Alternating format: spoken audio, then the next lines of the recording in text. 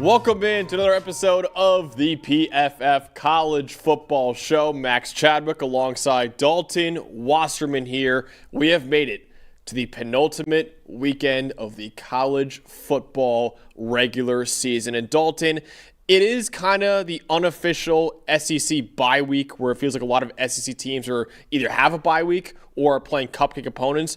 But elsewhere in the country, we have some absolutely massive games, not only for the college football playoff, but also to decide who makes it to the Big 12 championship game and also the ACC title game as well. For sure. We've got tonight's college football playoff rankings that are going to come out and see where we're at with a lot of these at-large bids. But I think the biggest thing with this week is how these conference standings really start to shake out. You've got spots where there's 4- and 5-way ties possibly and teams fighting for those top 2 spots. And look, if you can win your conference, regardless of the ranking, you have a shot at the college football playoff. And there's a lot of teams still alive in that. This week is going to decide a lot, I think, especially in the Big 12 and in the ACC. Absolutely. Yeah, we still have a couple SEC games here in this preview that we'll get to in Oklahoma, Missouri, and Vanderbilt, Kentucky. But it really is all about, feels like, the ACC and the Big 12 with a couple pretty big Big 10 games sprinkled in there as well. Dalton, last week you went 5-5. I was 7-3 last week. So now we broke the tie. I have a 2-game lead on you right now going into week 13. Not too many chances left. I got this week. I got a big week next week, and then 9 conference title games, and then we start picking playoffs. And you know what? It's going to get harder and harder to disagree. We might do some bowl games, maybe. Maybe we'll jump in some bowl games too if there's big ones. But yeah, we're getting down to the end of it here. I got some ground to make up. Yeah, we'll see, because you won it all last year. Hopefully I can win it this year. Want to remind you guys right now, you see on the bottom line of our screen, usually it says 25% off PFF Plus. Not anymore. We are giving you guys 40% off PFF Plus right now with our Black Friday sale. You guys are literally ripping us off in this sale right now. I don't know who approved this sale, but take advantage of it right now, because 40% off the best subscription in sports. You get all of the best data and analytics that all 32 NFL teams use and all 136 FBS teams use, and you get access to all the best betting tools and the best fantasy football tools on the planet as well. Stop betting with your gut. Start betting with the data that's already beating the books. 115 units up this year. So whatever you spend on PFF Plus, you'll make it back and then some if you follow our player prop recommendations and all of our recommendations for our bets as well. The PFF player prop tool isn't guessing, it's winning. It's the same data that every NFL teams use to game plan. It's now helping bettors cash more slips. Again, all new PFF player prop tool available right now. You can get 40% off with our Black Friday sale. Use the code BLACKFRIDAY to get PFF Plus 40% off. This deal will not last very long though, so take advantage of it right now. Dalton, before we head into our first preview, we got to talk about one of the games, or actually one of the teams that we're going to preview today. Virginia Tech. The first domino in the coaching carousel has fallen. Virginia Tech has hired former Penn State head coach James Franklin as the next head coach of their program. It's kind of been rumored that he'd be the top guy for them for a very, very long time. What did you make of this hire for the Hokies? I think it's a home run hire for Virginia Tech, a team who's looking for stability that they haven't had in recent years and consistent winning football. And look, James Franklin may not have won a national title at Penn State, but they had one of the most consistent programs in the country. Something that sticks out to me, Virginia Tech has not won 9 games in any season since 2017. James Franklin has done that 7 times in the last 10 years. So when you look at what Franklin does with programs and his consistency that he builds, the consistency that he built at Penn State, and let's not forget, Max, it was just last season that he brought Penn State to the Final Four of the college football playoff. I know. And they were, you're well aware. You were there one drive away from going to the national title game and possibly getting a chance at redemption against Ohio State. So I just think when you look at the ACC, and especially right now how wide open it is, if James Franklin can get a hold of the talent, because that Virginia Tech program, it's not like they lack talent at most spots, especially on defense. I think he could go in there and build a consistent winner as long as he just sticks to the principles that he always has. You've certainly argued this entire time that Penn State fired him prematurely, and Virginia Tech is taking advantage of that now. They absolutely are taking advantage of it. This is an A++ hire for Virginia Tech. This is a guy who I thought other programs like Florida should have been looking at. Auburn should have been looking at him. If Florida State opened up, they probably would have been taking a hard look at James Franklin as well. So this is an incredible hire for Virginia Tech. And for a program, like you said, Dalton, that's kind of hasn't been great under, ironically, former Penn State defensive coordinator Brent Pry, who left Penn State to become the head coach at Virginia Tech. We'll see if James Franklin brings back Brent Pry as his defensive coordinator. Don't know if he'll do that, but that would be pretty crazy if that happened. But still, James Franklin, man, this is an incredible hire. I thought Penn State fired him prematurely. I've always said that too. I'm not switching up my tune like I know some other people think, other national analysts are. I've always thought James Franklin was a great coach for Penn State, and they fired him prematurely. And like you said, Virginia Tech is taking advantage of that right now. And I love this hire too because, one, he goes to the ACC, where you mentioned before, there's no Ohio State in the ACC. There's no Oregon in the ACC either. So, all the stuff before about him not being able to beat those top 5, top 10 teams, well, you rarely have those top 5, top 10 teams in the ACC. Plus, he's very, very familiar, got a lot of connections to the DMV area as well from Penn State, obviously, too. Did a great job recruiting that area, so he should do a great job recruiting at Virginia Tech. And you're already seeing right now a lot of former Penn State recruits are starting to look at Virginia Tech a lot more, too, because they committed to James Franklin, not Penn State. So he's a heck of a recruiter. He's a heck of a CEO and head coach. And there's been talks already that Virginia Tech is going to give him everything he needs financially to build this program up and be a legitimate ACC contender once again, like they were almost a decade ago, honestly. So, yeah, I think this is a home run hire by Virginia Tech. This is I can guarantee you right now, this is going to be one of, if not my favorite hire that we get this offseason. Again, incredible job by Virginia Tech. And also, the one good news for Penn State, that buyout for James Franklin goes from $49 million, one of the biggest buyouts of all time, is only $9 million right now, which is a lot more palatable for Penn State. And Andrew Harbaugh, a guy in the chat, saying the PFF Plus discount is a bigger discount than the one that Penn State got from the James Franklin settlement. I would agree with that. But yeah, an incredible job of Virginia Tech of scooping up a coach that I thought got fired a little prematurely by Penn State. Yeah, no, for sure. And I find it interesting now when you look at the domino effect on the rest of the coaching carousel, right? There was other schools, especially SEC schools, that could have looked into Franklin or were looking into Franklin. You think about Arkansas, you think about maybe possibly Florida if they don't end up with Lane Kiffin. I thought that could have been an option for them. You look at some other schools that would have loved to have Franklin as their coach. I think I give a lot of credit to Virginia Tech for moving this swiftly to make this move, right? Obviously, with Franklin available, some other schools are waiting out candidates who are finishing their season. Virginia Tech didn't want to wait, and I don't blame them one bit. I think they made the first hire of this cycle, and they made a great hire at that. Yeah, they absolutely did. Because like I said, I think there have been other schools that were going to be looking at James Franklin if their top candidates said no. So great job at Virginia Tech for scooping him up before any of the other schools had a chance at getting him. So incredible job by Virginia Tech. Let's get to the first game in our preview, Dalton. That is Missouri at Oklahoma, noon Eastern time on ABC. The storyline to know for me, Oklahoma's season is really on the line in this game. They got a massive, massive victory for their playoff hopes this past weekend by taking down number 4 Alabama. Now, all Oklahoma has to do is win a couple of home games against Missouri and LSU in order to make their first college football playoff in 6 years. But that's easier said than done, though, because Missouri and LSU are still very, very talented teams who will both try to spoil Oklahoma's season. Missouri is a big rival of Oklahoma, too, back from their days in the Big 12 Conference. Missouri is off to a 7-3 start on the year and is coming off a convincing 49-27 victory over Mississippi State this past weekend. Yeah, no, absolutely. Oklahoma, the path is very simple. It's going to come out. They were already number 11 in the rankings. We expect them to be somewhere between number 8 and 10 tonight going into it. You beat Missouri, you beat LSU, you're going to the playoff. It's that simple. Do or die now for Oklahoma. You risk losing one of these two games, and then you're 9-3, and just like last year with some other teams, we saw it 9-3 even in the SEC, you could end up missing out. So must-win games. Obviously, Oklahoma is favored and should be favored, but Missouri's not an easy test with how physical they are either. Definitely definitely. So you have the Missouri offense with one of the best running backs in the country in Ahmad Hardy. What should we know when the Tigers have the ball in this game? Look, that's really the story. Well, I should say, number one, there's been some suspense all of a sudden. True. That maybe, just maybe, Beau Pribula is coming back after that ankle injury that he suffered a few weeks ago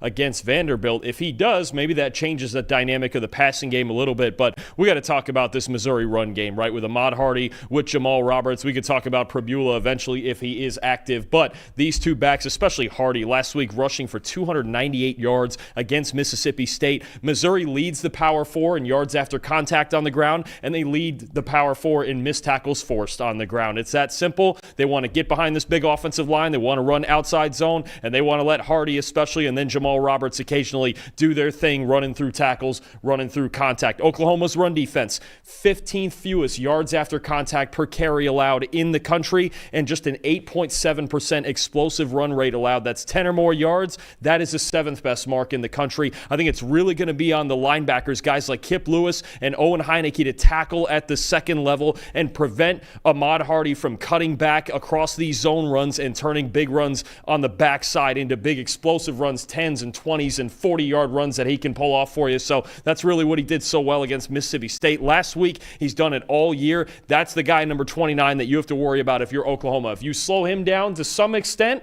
then you feel really good about Oklahoma's pass defense and all the blitzing that they can throw, honestly, on whichever quarterback they're playing against, because they just did a great job against Ty Simpson in Alabama. But that's step number one. You have to stop the run against Missouri. If they get up into 250, 300 rushing yards, you're going to have a problem because they're very physical, and they will not let off the gas if they're having success with it. Yeah, he ran for basically 300 yards this past week against Mississippi State. So that's absolutely a guy that you need to watch in this game. And, if Beau Pribula does play in this one too, don't know how compromised he'll be mobility-wise, because that was a pretty serious injury he had on his leg. So I think another matchup to know, Dalton, will probably be that Missouri offensive line. And can they protect Beau Pribula against Oklahoma's blitzes and their pass rush too? But we'll see who this quarterback is going to be for Missouri. I think it's pretty crazy that after that gruesome injury for Beau Pribula only a few weeks ago, he might be coming back this week. But he's a tough kid, man. If he does come back, it'll be really exciting to see him and that Missouri offense against that really, really talented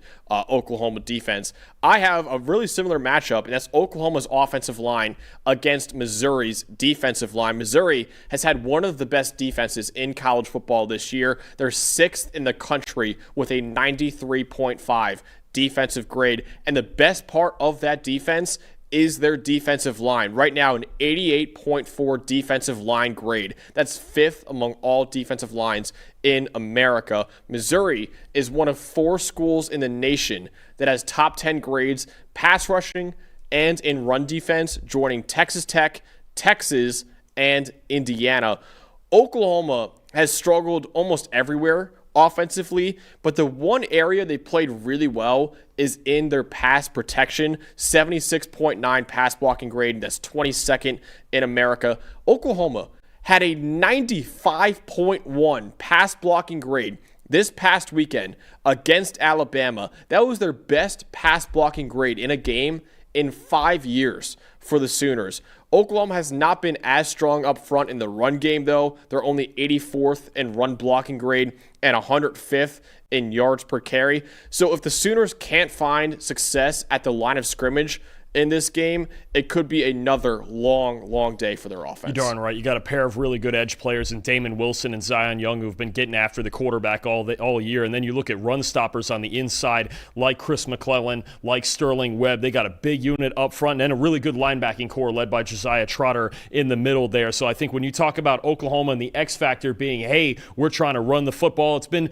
good at times, especially with Xavier Robinson in the backfield. Torrey Blaylock's a factor. Obviously, John Mateer can run a little bit himself, but that's going to be a big key. As always, Missouri wants to run and stop the run, and if they can get you in obvious passing situations, then they send Wilson and Young off the edge after you. Absolutely. So, ultimately, Dalton, will Oklahoma continue their hopes for a college football playoff appearance, or will Missouri spoil their season? I think it's going to be a really physical football game, and I think Missouri's run game and Ahmad Hardy really is the X factor, but they are a bit one-dimensional to me, especially, with the mystery at quarterback. But to me, whichever quarterback plays, we saw Beau Pribula struggling in the drop-back game lately as well before his injury. So Missouri's a little one-dimensional for me. I think it's going to be a close, hard-fought, physical game, but I've got Oklahoma 24-20. I have Oklahoma in in a very close game as well. I have it 21-17. It should be a defensive slugfest, in my opinion, with both defenses having the advantage, I think, over both offenses.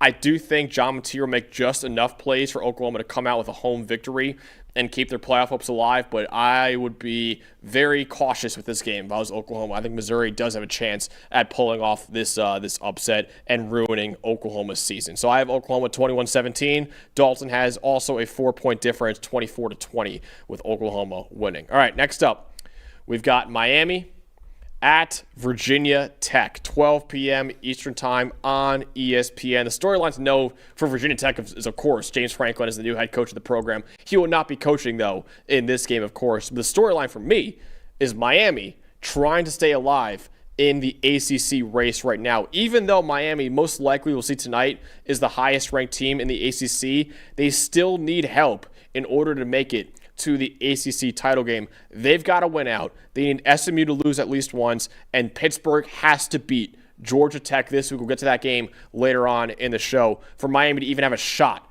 at making the ACC title game. Before they can start scoreboard watching, though, they must take care of business this week on the road against a 3-7 Virginia Tech team. Yeah, no, absolutely. I think, and then I think the at-large case is very interesting with Miami when you look at how much the committee obviously respects them, especially I think their defense. And look, they lost 2 very close games to SMU in Louisville, but they have no room for error left. But you look at a potential at-large case, right? Maybe they need a Vanderbilt to lose to Kentucky or Tennessee. Maybe they need Utah to lose another game of BYU. But it's not like we're talking about things that are out of this world crazy. No. The problem is they have such a narrow road to winning the ACC, and we believe right now that the ACC is going to be a one-bid league. Miami needs a lot of help either way to get either into the ACC title game or to get an at-large playoff berth, but we'll see where the rankings have them tonight, too. And we'll see that, too. And also, Dalton, I wouldn't put it past the committee, because they've done this before, to change their mind on where teams are ranked, and maybe at the end of the year, they put Miami over Notre Dame. Well, this is the thing, is at least what they told us, I forget what the scenario was, but what they told us about that is if they're within 3 spots of each other, then they start thinking about it. So let's just say Notre Dame is number 9 and Miami's number 12. Well, now, or number 11, we start to think about some things going, you know what, Miami, and it was week 1, but head-to-head is head-to-head, and that's when they beat them. So, yep. I think Miami still has a lot to play for, and they can't let off the gas, and they have a huge game against Pitt next week, too, that we'll certainly have. I would have Miami right now over Notre Dame. Would you? I probably would. I think Notre Dame's resume doesn't speak to them being the, 8th or 9th best team. I think, look, the way that they're playing and the underneath metrics say, yeah, they're one of the best teams in the country. But at the end of the day, there's other teams, especially in the SEC, with better resumes, right? I think Oklahoma should jump them. So, I know you're in that boat. I think Alabama should stay ahead of them, right? So you're talking about then if they're number 10 and Miami can keep creeping up on them and Notre Dame's not going to pad it anymore with wins over Syracuse and Stanford, it's a weird case, and I've thought it was a weird case since the beginning, but Miami certainly still has at least a pulse in this thing. Definitely. All right, let's get into the actual preview of the game, though. We'll get to the playoff discussion, of course, later on in the year. You have the Virginia Tech offense in this one. What should we know when Kyron Drones in that offense against Miami's ferocious defensive line? Look, I look more so than about the defensive line, which we've given so much credit all year. Ruben Bay and Akeem Mesidor, those guys have been dominating all year, but I look at this matchup not just from a D-line perspective, but from Miami's secondary perspective and the way that Virginia Tech has struggled to throw the football.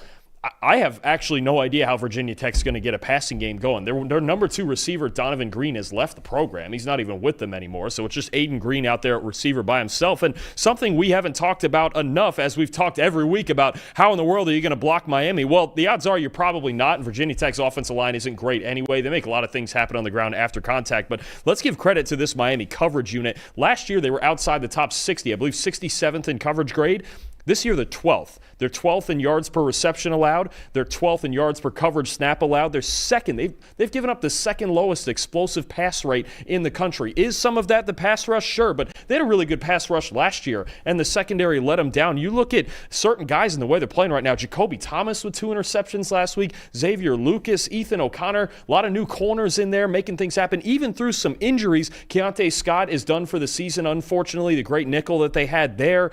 O.J. Federico has been hurt lately, but they've got depth and talent in this secondary that has been shutting people down on the back end too. They just don't give up big shots down the field. If you're going to beat Miami, you got to get rid of the football quickly. You got to get yards after catch, just like SMU and Louisville did. But Virginia Tech doesn't have really any weapons aside from Aiden Green on the outside. They look very one-dimensional in this matchup, and I'm worried if they have to drop back and throw the football on third down. Yeah, Jacoby Thomas this past week had a 97.9 PFF grade. That's got to be one of the highest grades we've seen all year from a player in a game. That's incredible. Yeah, I mean, you don't get any better than that. And again, this year, what you have instead of last year, where it was so front heavy, Miami's back seven is finally matching the production their D-line is giving them. That's why their defense has been even better this year than it was last year. I want to talk about the Miami offensive line against Virginia Tech's pass rush in this one, because Carson Beck's been good this year. Miami has an incredible stable of weapons for him to throw to as well, but the Hurricanes' offensive line allows those guys to succeed in the first place. Right now,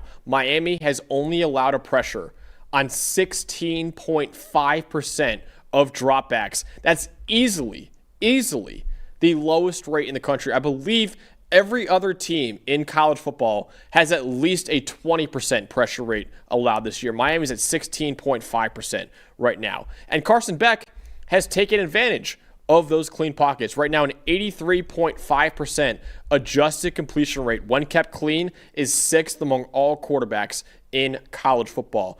But Virginia Tech will present a challenge, as you saw on the screen right there. They're 24th in team pass rush grade this year. They have a couple great defensive tackles in Cody Huseman and Kamari Copeland. They're third and sixth among Power 4 D tackles this year in pass rush grade. Edge rusher Ben Bell is sixth in the ACC with an 82.9 pass rush grade. And it's important to note for this matchup because if they can't get home on Carson Beck and force him to make quick throws in this game, their coverage unit right now has really struggled. Right now, the fourth worst coverage grade in the Power 4 this year at a 57 grade. So if they can't consistently pressure Carson Beck against one of the best offensive lines in college football, this will be a long day for Virginia Tech's defense. But if they can get Carson Beck under pressure consistently, they could pull off the upset here. Yeah, no, absolutely. I think when you look at Miami's offense, too, there's been times where they haven't been that explosive, but they might get some playmakers back this week. C.J. Daniels appears ready to go after missing last week's game. Mark Fletcher has missed the last two games. Mario Cristobal says he's trending at least in the right direction. Not 100% sure that he's going to play, but that would really help them in the backfield with their run game. But you're right. If you don't get pressure on Carson Beck and he's comfortable back there, he can make all the throws right. He's accurate when he's clean. He's not so accurate when he's under pressure. Virginia Tech, if they can get pressure, then they'll be okay in this game on defense, but they have to, or otherwise their secondary is going to suffer. You've got Daniels coming back, and you've got Malachi Toney on the outside, who's absolutely special. So will Miami stay alive in the ACC race and also college football playoff race, or will Virginia Tech pull off a massive upset? No, I think they'll stay alive. I think there's too many flaws right now for Virginia Tech in the passing game on both sides of the ball. I think, and then you look at them being one-dimensional with the run game, but Miami with that defensive line, their run defense is really good as well. I like a solid defensive game here from Miami. I'm taking the Hurricanes 28-13. It's still on the road. There's still times where Miami's offense doesn't look that explosive, but I think they'll be okay in this one. I have Miami winning by a bigger score, actually, than that. I have 38-14, Miami over Virginia Tech. I think Carson Beck, his offensive line will give him a lot of time in this game. He'll have plenty of chances to find their talented receivers like Malachi Toney and expose the Hokies' vulnerable secondary. And it's the opposite for Virginia Tech. Right now, they have a really struggling offensive line against that Miami defensive line. That's a bad matchup for the Hokies, too. So I think Miami will win in the trenches on both sides of the ball and blow out, I think, Virginia Tech in this one with a 38-14 final score. Although Virginia Tech's hopes for the future got a lot brighter when they hired James Franklin a couple days ago. All right. Next game, staying in the ACC, we got Louisville at SMU. A couple teams that actually beat Miami this year. 12 p.m. Eastern Time on ESPN2. SMU trying to stay alive in the ACC race right now. Even though they're 7-3 on the season, the Mustangs still have a chance to make it to back-to-back ACC title games in their first 2 years in the conference because only one of their losses was in conference. Their most likely path to make it to Charlotte is they got to win both their remaining games and have either Pittsburgh beat Georgia Tech or Virginia Tech beat Virginia next week. But before they can worry about other games, though, they must take down a 7-3 Louisville squad that's still a top 20 team according to PFF's power rankings. Yeah, Louisville's played a lot of close games this year, even in their losses, right? So when you look at what SMU has to get through here, and they played a tight game with Louisville last year in Louisville, beating them by 7, but Louisville's still a very physical football team with a good defensive line. Miller Moss sometimes can't push it down the field too much, but he's still have an outside threat in Chris Bell and a really good running game that you always have to worry about with the Cardinals. So you have, Dalton, the Louisville offense in this one, who's had a deep stable of running backs all year against a pretty good SMU defensive line, though. What should we know in this matchup? I mean, look, we're not sure if Isaac Brown is going to play in this game. He missed last week's game against Clemson, but either way, you've got a good stable of backs here. If Brown is in, he's the speed threat, but you have Keywan Brown, who we saw against Clemson last week, is a really physical runner, as well as Duke Watson, who can break a lot of tackles. Louisville is 3rd in the nation in rushing grade because of this stable of running backs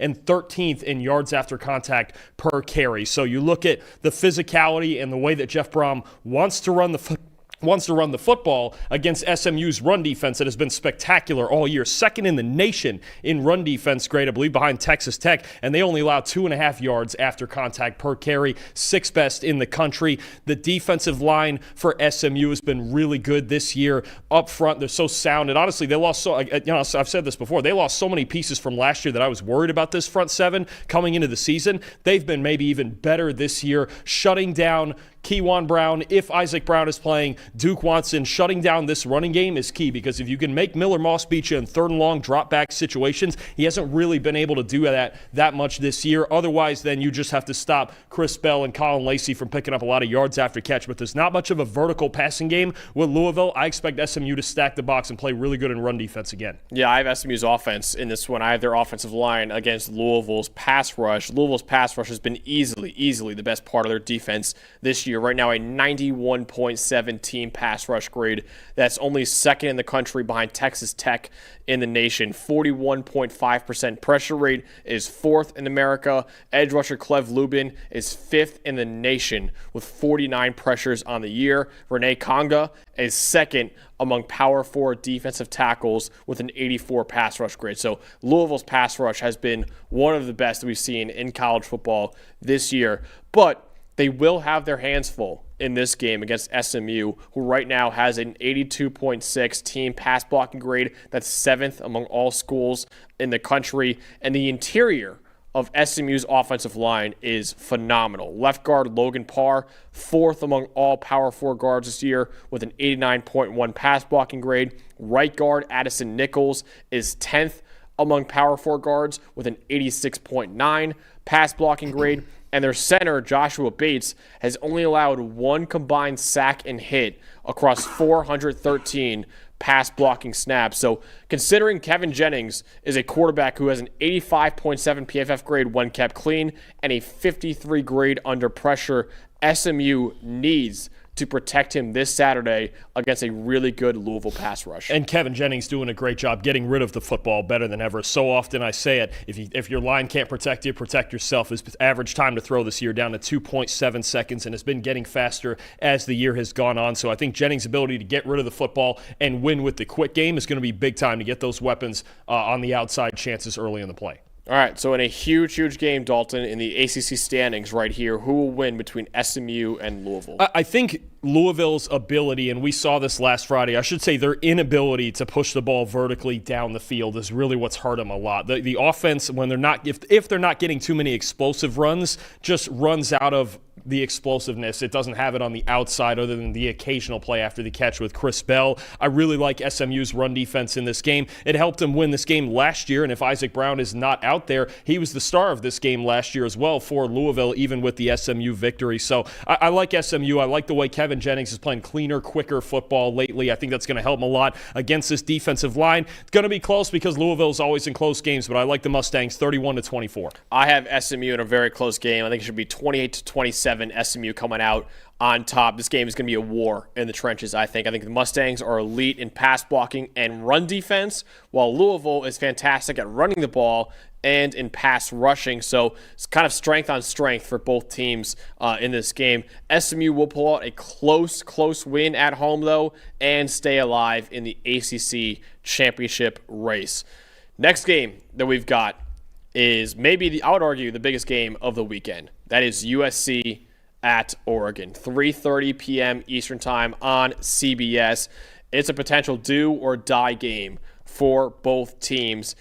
Could be a de facto playoff game for both programs because USC has an 8-2 record on the year. They have to win their final 2 games against Oregon and UCLA to have a shot at making the college football playoff for the first time in program history. Many assume the Ducks, who are 9-1 in the year, just have enough wiggle room to lose this game and still make the playoff with a win over Washington next week. But it might not be as simple as you'd think for Oregon because Oregon's current best win of the season is over a 6-4 Iowa team. So if Oregon loses this game and ends up 10-2 on the year, you have to imagine USC gets in over them at 10-2. And Oregon, with their resume at 10-2, they might not have the resume to get into the playoff over some other 10-2 teams that we could have in college football. So therefore, this game is not only a must-win game for USC,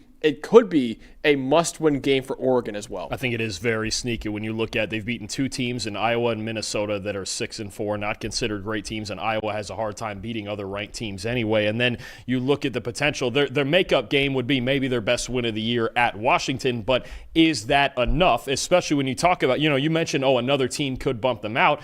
It might be USC based on just the head-to-head, right? And you don't want to have kind of that unofficial head-to-head tiebreaker working against you here. So, no, I think the more you look at it, the more you look at Oregon's resume or lack thereof against other SEC teams, and then head-to-head, if USC were to finish off this run beating Oregon and then beating UCLA next week, I think Oregon at 10-2 would be in big trouble because it's just not a great resume of wins that they have here. Yeah, definitely. You have the Oregon offense with Dante Moore, who's been one of the best quarterbacks in the country against a really, really talented USC secondary. Dalton, what should we know in this matchup? I think the biggest problem here for USC is can they get any pressure on Dante Moore and allow their secondary to make plays with Moore under pressure. We've seen in the games where Oregon has struggled a bit more this year, especially the Indiana game, they have allowed a little bit of pressure. Now, they're the best pass blocking team in the country, so this has been few and far between with those opportunities for opposing defenses. But you look at USC, really once they started playing their real Big Ten games, since week 5, they're 83rd in the nation in pass rush grade. They have the 3rd lowest pressure rate in the country right now since week 5, 77th in pass rush win rate, 108th in sacks. If you don't get any sort of pressure on Dante Moore, you're going to have a problem. If he's got free release to make all the throws that he wants to, and he can make any throw on the field, then you're going to have an issue even with a solid secondary that USC has. You talk about guys like Anthony Lucas off the edge that have to come through for them, right? I just think Eric Gentry as a blitzer, they've been blitzing him a lot lately and trying to get home and find an answer with the pass rush. I think this is the biggest problem with USC right now. Quarterbacks have too much time to stand in the pocket. If that's the case, they need somebody. It's got to be Anthony Lucas, Cameron Crawford, Devin Tompkins, Eric Gentry as a blitzer. I just think that's the biggest problem. Is if Dante Moore is standing back there and he's only pressured 15% of the time in this game, Oregon's going to find a way to score enough points to win it. I think they have to. I don't know if it's a blitz-heavier approach from D'Anton Lynn that it's going to take, if it's just going to take a freak game from somebody like Anthony Lucas. But this offensive line, Isaiah World, Alex Harkey coming back healthy, Yapani Lalulu on the inside. It is just a terrific offensive line, and USC, I think, is going to be put to the test in the trenches. Yeah, our guy, Walt, in the chat asking if USC does have a good secondary. Yeah, right now they're 16th in coverage grade this year. Bishop Fitzgerald has been one of the best safeties in the country this year with a 90.2 coverage grade. Kamari Ramsey is going to be one of the top safeties in the draft. He's played great this year, too, with an 81.9 coverage grade. Not as good at corner, but DeCarlos Nicholson has been pretty solid for them at corner this year. But yeah, those two safeties really in Bishop Fitzgerald and Kamari Ramsey. That's maybe the best safety duo that we have in college football right now. Yeah, no, absolutely. Along with Christian Pierce, who's playing very well too. It's hard to throw over the middle of the field on this USC team. If you're going to win, you got to throw outside the numbers. But again, if Dante Moore is clean constantly in this game, he has the ability to make all of those throws. Definitely. All right, I have a pretty similar matchup. I got Jaden Mayava and USC's talented stable of weapons against Oregon's secondary in this one. USC has had one of the most efficient passing games in college football, like almost every single year under Lincoln Riley, placing 4th in the country in EPA per pass this year. Jaden Mayava is a major reason for that right now. 90.2 PFF grade, 8th among all quarterbacks in the country. 23 big-time throws are 3rd among all quarterbacks in the country right now. But it also helps him that he's got one of the best receiving cores in college football to throw to, with right now the best receiver in college football in Makai Lemon. 91.2 PFF grade, leads all wide receivers in the country. He has 1,090 receiving yards right now, leads all Power 4 wide receivers. He's going to be a first-round pick in this upcoming NFL draft, and his teammate Jacoby Lane on the other side is probably going to also be a second-round pick, I would say, right now in the NFL draft as well. But Oregon might be well-equipped to handle USC's high-flying passing attack. Oregon right now has a 92.5 coverage grade on the year. That is second in the nation, only behind Texas Tech. Dylan Thieneman is 9th among all Power 4 safeties right now with an 87.5 coverage grade. Jaden Kennedy and Brandon Finney Jr. are each among the top 15 Power 4 corners in coverage grade as well. One matchup I'm really looking to see in this game. Oregon, their most common coverage scheme right now is quarters coverage. They run quarters at the highest rate in the Power 4 at 36%, basically. USC, though, has had a lot of success against quarters coverage this year. They average 10.7 yards per play against quarters coverage. That's 3rd among all teams in the Power 4. Yeah, no, I think the idea, and that's not going to change in this game, the idea is you don't want Mayava taking all those deep shots on you. The problem with that is they rack up so many yards after catch with Makai Lemon, and when they get the up-tempo going, then they can start running the football with King Miller as well. It's an underrated running team for USC because they spread you out and make you respect every area of the field. So it's going to be important for USC to have balance. It's going to be important for Oregon in that front 6. If they're going to devote all of those assets to coverage, that front 6, Mateo Uliagalele and those guys up front, they really have to be stout against the run, and then they can figure out the passing game later. But I think the idea is to prevent explosive plays. When you talk about Oregon allowing the 3rd lowest rate of explosive passes this season, that's because of Thieneman and those guys on the back end, but it is because of the mentality that they have. You know what? Keep it in front of us, especially this USC team. Don't let them get over the top, and when we have to make tackles, we got to make tackles. If Makai Lemon gets out in the open field after the catch, you have a problem. Yeah, definitely. For anyone who doesn't know what quarters coverage is, basically you have 4 defenders that are responsible for like 4 deep zones of the field, so basically 2 safeties and 2 corners that kind of take 4 deep zones of the field, trying to take away the deep play for opposing offenses, and then about 3 defenders, I would say, that take away like the middle zone of the defense. Generally, yeah, 3 underneath, and then you talk about certain things on the back end about matching up with who's going vertical and everything like that. So it still takes a lot of discipline. It's not just standing back there and staring at the quarterback, but the idea is to put the umbrella over the top of it so you're not just getting beat vertically the entire game. And by the way, you can beat quarters coverage over the top. Oh, it's possible, certainly. Yes. Especially some people don't think so. Especially with a guy like Makai Lemon, you can certainly do it. You got to be on it at all times. It doesn't matter how many guys you have back there. If Makai Lemon's on the other side, you can get beat over the top. There was a big argument on Twitter a couple weeks ago about how you can beat quarters coverage, and yes, you can beat quarters coverage over the top. Ultimately, Dalton, who wins this game and who gets a massive boost to their playoff resume, and who ultimately could get a death blow to their playoff hopes? I think Oregon has some real advantages in the trenches here on both sides of the ball. You have to love the way their defensive line, Amari Washington, and look, Bear Alexander, revenge game. Is that what we're getting here, Max? I mean, I could see that in run defense, along with Bryce Betcher and Jerry Mixon at the linebacker level have been really good. I like Oregon in the trenches. I think their offensive line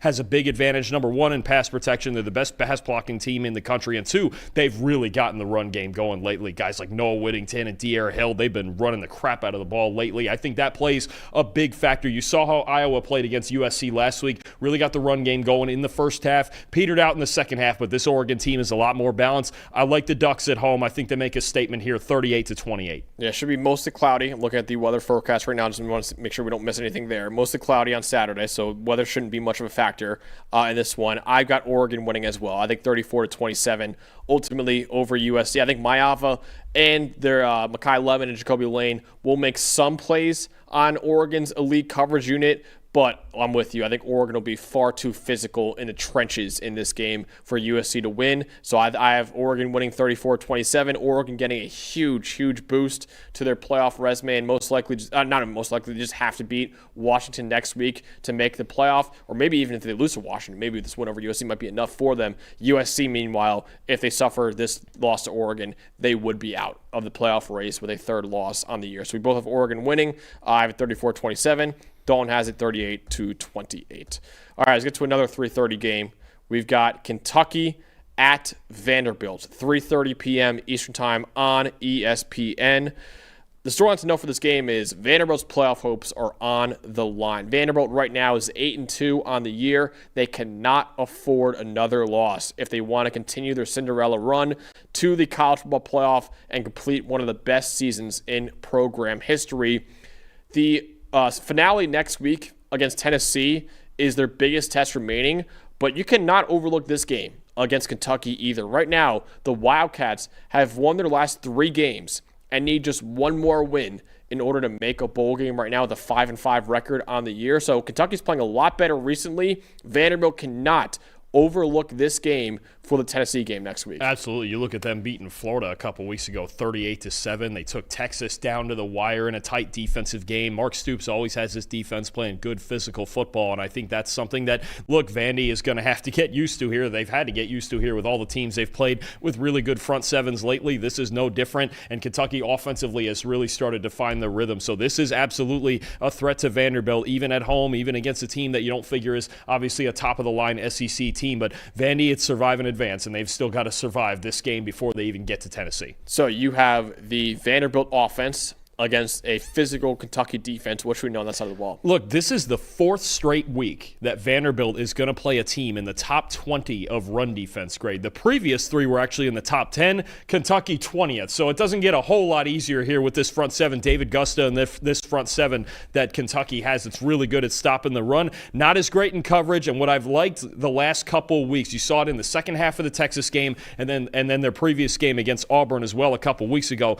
You know, I like that we have Junior Sherrill on the outside and Trey Richardson and Cole Spence, another tight end who's emerged for him. Diego Pavia's really had to take these games over with the great run defenses that Vandy's playing. But you know what they've really done the last couple of games?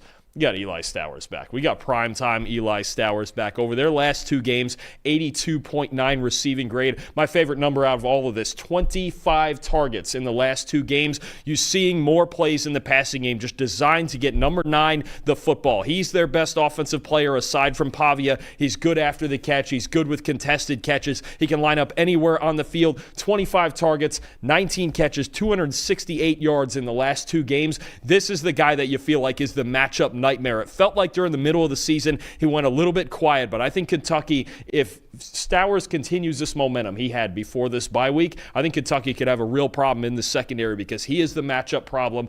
And then you start to open up things for guys like Spence and Sherrill and the speedster Trey Richardson. But I think the passing game now is back to being more centered around Stowers. They're obviously going to want to run the football, but I still think it's going to be tough against this Kentucky team. If Pavia has to take the game over again with his arm, look for Stowers to have another big game. I'm looking at Kentucky quarterback Cutter Boley in this one, and can he keep his hot streak going right now? Because Kentucky overall this year has had a lot of issues at quarterback. Incarnate word transfer, Zach Calzada started the first 2 games of the year. He was benched after posting a 42.9 passing grade across those 2 weeks. So they started a redshirt freshman in Cutter Boley. He took the reins, and Boley was hardly any better across the next 6 games, only a 56.9 PFF grade across those 6 games. But something has kind of clicked for him in the last 2 weeks over Auburn and Tennessee Tech. Right now, an 89.2 passing grade for Cutter Boley over the last 2 weeks. That's tied for 7th among all quarterbacks in the country. 88.1% adjusted completion rate in that stretch is 4th among all quarterbacks in the country. Now, it is worth noting that Auburn right now has the 3rd worst coverage grade in the Power 4, and Tennessee Tech, of course, is an FCS school, so not necessarily the toughest competition for Cutter Boley, but still, Kentucky should be encouraged by his recent play, nonetheless, considering how much he struggled earlier on in the year. Vanderbilt has also had some issues with their pass defense this year. Right now, they're only 116th in the country in EPA per pass, and they've allowed a combined 72 points over the past 2 games to a pair of offenses that have mostly struggled this year in Texas and Auburn.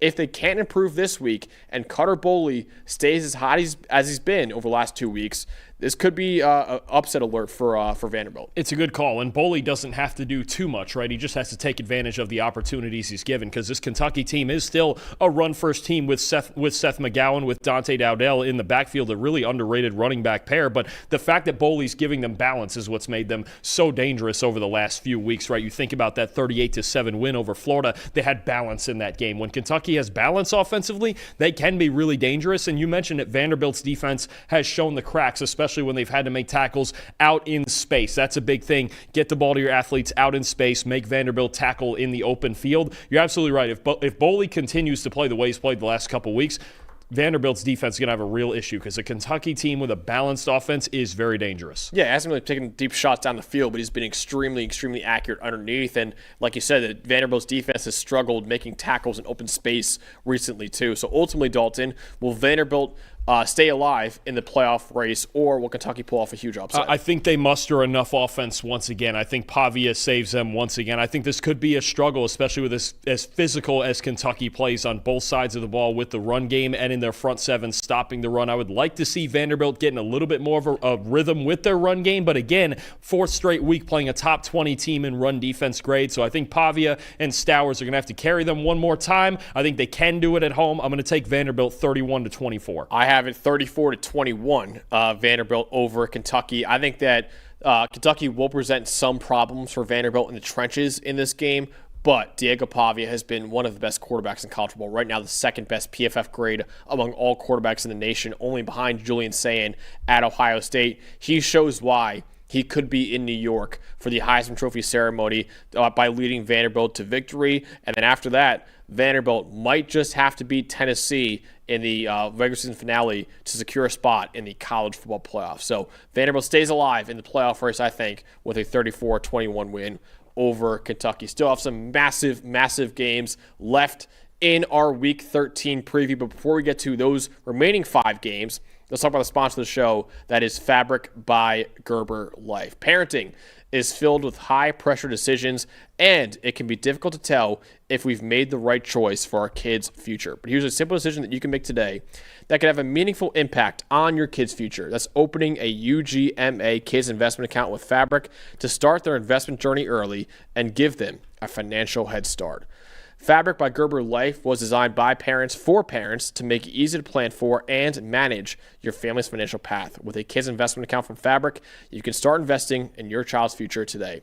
Kids can't invest when they're minors, but a UGMA Kids Investment Account allows you to invest on their behalf now and gives those investments more time to grow. There are no contribution limits, multiple tax advantages, and they're SIPC insured up to $500,000. Plus, no commission fees and just a low, flat monthly maintenance fee. Fabric has partnered with Gerber Life, trusted by millions of families like yours for over 50 years. Join the thousands of parents who trust Fabric to help protect their family. Start investing in your child today at meetfabric.com/PFFcollege. That's meetfabric.com/PFFcollege. meetfabric.com/PFFcollege. This is a paid promotion for the Fabric UGMA product and not for investment advisory services.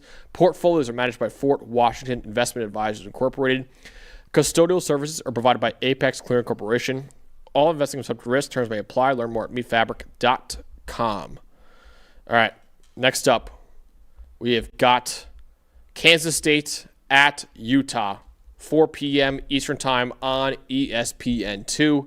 Utah trying to stay alive in the Big 12 race right now. Utah is still alive in the college football playoff race right now with an 8-2 record, but I would say right now, likely the only path for Utah to get into the playoff might be by winning the Big 12 conference. They might need some help for that to happen, though, because right now they're in 3rd place in the conference with a 5-2 record in conference play. Their easiest path to making the Big 12 title game is to win their remaining 2 games against Kansas State and Kansas. BYU to lose its final 2 games and TCU to beat Cincinnati next weekend. But before Utah can worry about what's happening elsewhere, it must take care of business this week against a Kansas State team that only needs one more win to reach bowl eligibility. The tiebreakers could get weird, but the biggest thing they're going to need is Cincinnati to beat BYU later in the night. If that happens, then you really talk about okay, Utah's got a shot here, and you just let the chips fall where they may. If BYU beats Cincinnati, we'll talk more about that later, they're really in the driver's seat with just one more win after that. So I think when you're looking at Utah, you just got to keep the blinders on. I think Kyle Whittingham knows that, and what you're looking at is a team that they've been rolling everybody lately. They've looked outstanding on offense. So I think just keep taking care of business. And then obviously the rankings, you look at it, they're number 13 last week. Maybe they move from that spot, maybe not this week, but clearly they have some level of respect from the committee. So if a couple of teams in front of them lose, maybe, just maybe, you have an outside shot at an at-large bid still. Yeah, possibly. You have the Utah offense against Kansas State's defense. What you know on that side of the ball? And it feels like it's getting more complex every single week, but just the sheer uniqueness of this offense. They've got 6 offensive linemen on the field all the time. They've got every run concept in the book. They've got read options everywhere. Let me just run off the list of things you have to deal with, okay, especially with this Utah run game when you're talking about this offense. Number 1, 19th in the country in read option rate. Okay, that makes sense with Devin Dampier at quarterback, right? Okay, and among others, I'll talk about that in a second. 5th in design QB run rate. That changes the numbers. They run by far, the most plays with 6 offensive linemen on the field. 45% of the time, they have a 6 offensive linemen out there. They're just trying to maul you, just run you over. Then you talk about, they're trying to run you over downhill with 6 offensive linemen. They also lead the nation in jet sweeps, so they can get to the outside any which way they want, and they'll go unbalanced with their offensive line as well at a top 10 rate. There's just so many different things that Jason Beck gives you to deal with. I mean, just as an example, I think what you're looking at here is a team that always wants to get to the edges, right? You think about a big offensive line, and we're going to get straight downhill and run between the tackles. This team averages almost 7 yards per carry off tackle, right? And that's not even counting all the jet sweeps and things they get into in their offense. They're using their backup quarterback, Bird Ficklin. He's had a couple of huge rushing games lately. Actually, 7 different players this year, Max, have taken a snap at quarterback for Utah because they just got a million rushing threats, whichever way you want to go about it. Dampier, Ficklin, Wayshawn Parker, Nakari Rogers, Nate Johnson, the 3rd-string quarterback who was out to Vandy last year and back in Utah. He gets used a little bit as a rushing threat. Everybody can run the football. They have so many threats back there. The offensive line with Spencer Fano and those guys are great. But I think the biggest problem is all of these things on your screen here conspiring for Utah to get to the edges. That's where they want to live, is off tackle, jet sweeps, getting outside. Kansas State's biggest problem in run defense has been their edge rushers and trying to keep contain on the outside. If they can keep contain and keep this team in the box, then you got a really good linebacker unit with Austin Romaine and Desmond Purnell and those guys at the second level who can keep things in front of them. But Kansas State's issue has been east and west in the run game all year on defense. Utah, that is their strength, and they got a million different ways to do it. Yeah, I'm looking at the Kansas State offense, and I have Avery Johnson, the quarterback, against Utah's man coverage in this one. So the identity usually for Kansas State's offense lies in their run game, but they have not been able to run the ball consistently this year after losing DJ Giddens, obviously, to the Indianapolis Colts. Right now, Kansas State has a 69.7 rushing grade on the year. That's the worst mark in the entire Power 4. Instead, they've relied on junior quarterback Avery Johnson to carry their offense, and he's been pretty good overall this year with a 75.4 passing grade. That's 4th among all quarterbacks in the Big 12 Conference. He actually has been really good against man coverage overall. A 78.1 passing grade against man coverage is tied for 16th among all quarterbacks in college football. He will be, though, without his top wide receiver in Jace Brown, who is likely out for the rest of the year with a shoulder injury. But it is worth mentioning, Utah runs man coverage at the 2nd highest rate in college football at about 54% this year. Avery Johnson has been great against man coverage. And Utah is only 95th in team coverage grade this year, too, at 70.8. So they'll have to rely, I think, on their elite pass rush to get home. If they do, Utah could have a lot of success defensively because Avery Johnson, when kept clean, 90.5 PFF grade, 22nd in the country. When he's under pressure, 37.7, which is 139th in the country. So top 25 quarterback in the nation when kept clean, outside the top 130 when he's under pressure right now. And Kansas State's offensive line has been relatively average this year. Right now it's 68th in team pass blocking grade. Utah's pass rush could also be a huge matchup to watch, and whether or not guys like John Henry Daly can get home on Avery Johnson. Not having Jace Brown is a huge problem for this offense. He's their best vertical threat. He was the best player one-on-one against man coverage, and him being done for the year, I think, creates a huge problem for this matchup, specifically, like you mentioned, the man coverage, the blitzing from Utah, the aggressive nature of their defense. That is a huge problem. But keep in mind, when you run all that man coverage, you still have Avery Johnson's legs to worry about, and I would still argue that's the most dangerous part of his game is his rushing ability. That often works for running quarterbacks when you're facing that much man coverage. So I do think Johnson is a threat here, but it really hurts not having Jace Brown. Yep, absolutely. All right, Dalton, ultimately, will Utah stay alive in the Big 12 title race and also college football playoff race, or will Kansas State get to bowl eligibility with a huge win? I think Utah's offense is just on fire. I don't think this is a great matchup for Kansas State's defensive line. Without Jace Brown, I don't think it's a great matchup for their passing game. And in general, the way Kansas State's offense has been running this season, I've got Utah 38-20. I really think they're going to keep this train rolling, especially at home against this team. Kansas State's just never looked like they fired on all cylinders all year on either side of the ball. And I just think that I think it's just a bad matchup right now for Kansas State. Without Jace Brown, with the amount that Avery Johnson has had to carry this year is not what we expect. And you mentioned the lack of a run game. The other thing with Utah, you want a fun stat? They've run for at least 240 yards in every single game except the Texas Tech game. Wow. And somehow Texas Tech held them to 111.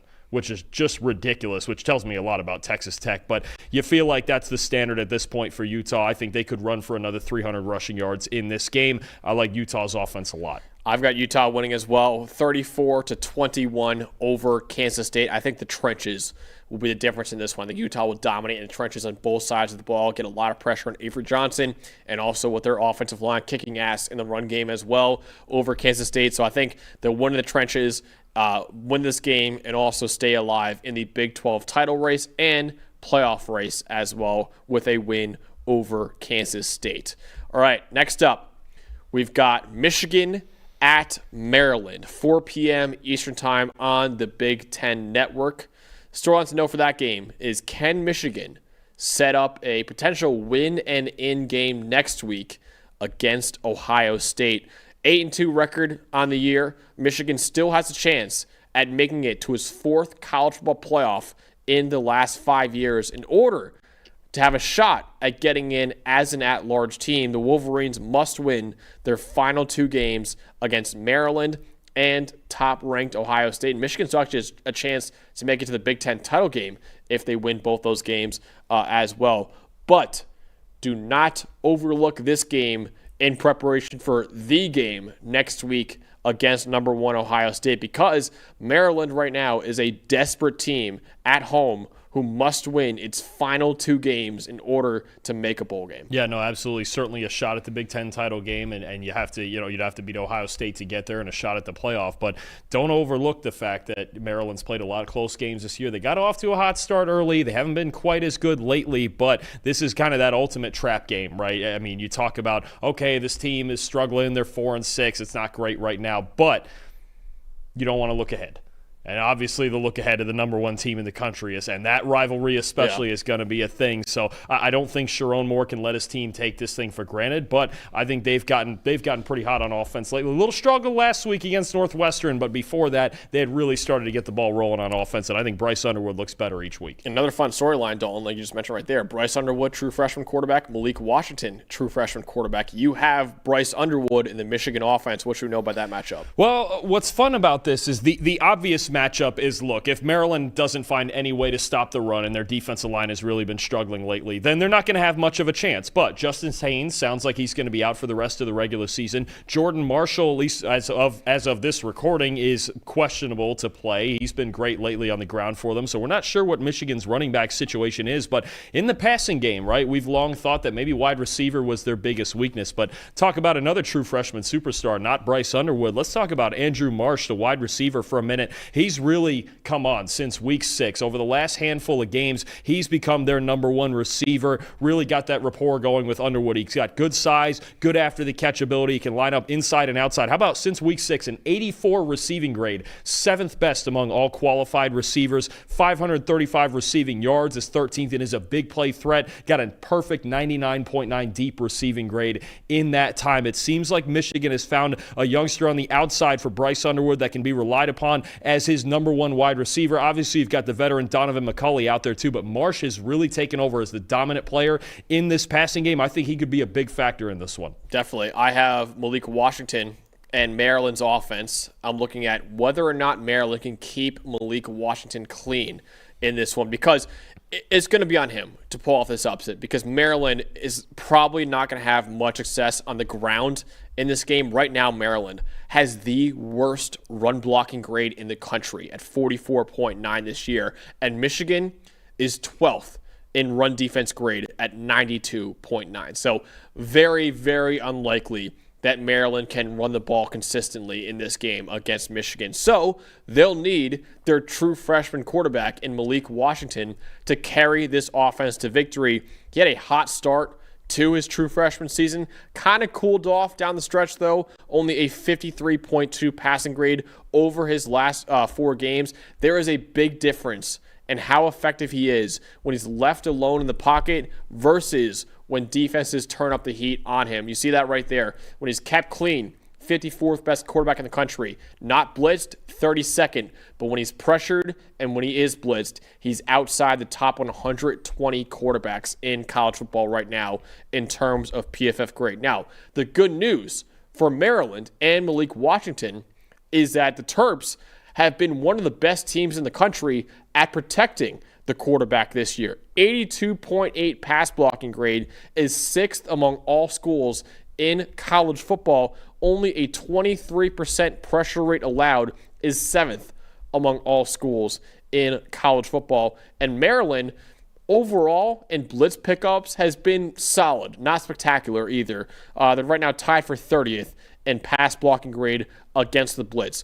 All of that is important to note in this game, though, because Michigan's defensive coordinator in Wink Martindale sends a blitz at the 10th highest rate in the country at about 51% this year. The Wolverines are also 25th in pass rush grade this year, thanks in large part to their great edge duo in Derek Moore and TJ Guy. Derek Moore right now, 91.8 pass rush grade, is the best among all Big Ten edge rushers. TJ Guy is 5th among all Big Ten edge rushers with an 80.9 pass rush grade. If Michigan can consistently pressure Malik Washington on what's been an elite Maryland offensive line in terms of protecting the quarterback, it could completely shut down this Maryland offense. But if Washington is kept clean in this game, he could make some plays on Michigan. Yeah, no, for sure. I think that third down battle with your quarterback against Wink Martindale and that blitz-heavy defense is always a battle, and Maryland could really help themselves to run the ball well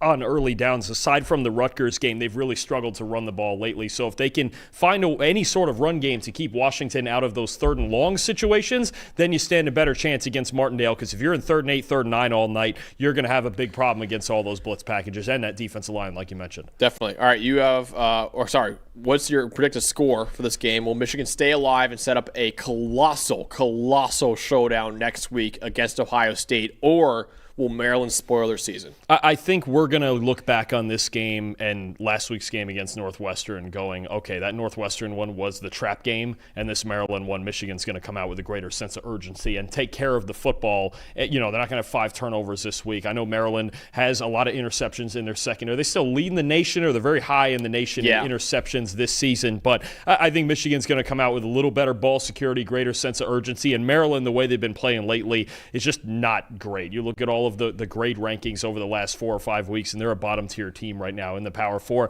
I think Michigan takes advantage of their cold spell. I've got it Wolverines 38-13 handily. Oh, wow. Okay, so I actually have Michigan winning this one 28-17 over Maryland. So I have it a little bit closer than actually Maryland covering the spread, but I think Wolverines will win in the trenches over Maryland and pull off the road win, and again, setting up a huge matchup with number 1 Ohio State next week, and what could be a win and in game for Michigan to make the playoffs. So we'll preview that game, of course, no matter what happens in this game next week, but they have to beat Maryland this week in order to set up that scenario for Michigan next week against Ohio State. So I have a 28-17 over Maryland. All right, next up, another 4 p.m. game. TCU at Houston, 4 p.m. Eastern time on Fox. Houston trying to stay alive right now in the Big 12 race. Houston has an 8-2 record overall, 5-2 record in conference.